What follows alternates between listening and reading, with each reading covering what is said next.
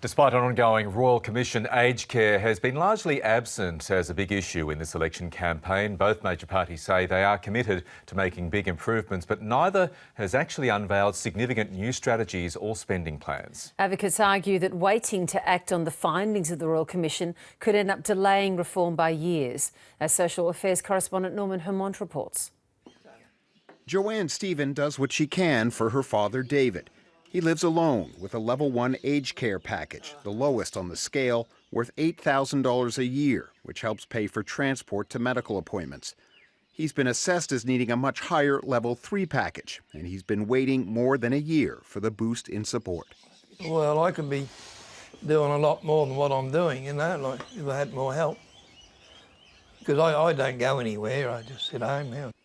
Joanne works in aged care, but she felt helpless last year when her mother waited in vain for a home care package. I know that my mum was, before she passed away, she was incredibly frustrated and upset, and she just kept saying, I'm going to die on the waiting list. And then she did, yep.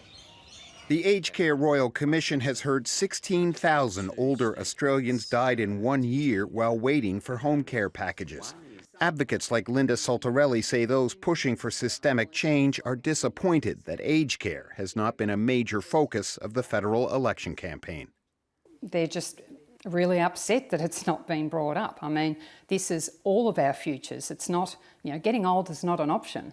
The coalition says aged care is a top priority, while Labor has released a statement vowing to make improvements if elected. Neither has committed to eliminating the home care waiting list. A senior federal bureaucrat put a price on that at the Royal Commission. For everybody to get a package within 3 months, it's probably in the order of an additional $2 to $2.5 billion per annum. Mike Woods helped draft the last Productivity Commission report into aged care. He says the sector is so big and so complex, it serves the interests of neither party to talk about aged care in the daily campaign cycle. It doesn't fit into the paradigm of today's announcement and today's dollar expenditure and tomorrow's headline. For David Perry, this is all he can do in the garden now, and he can't afford more help. His daughter has a simple message for both sides of politics.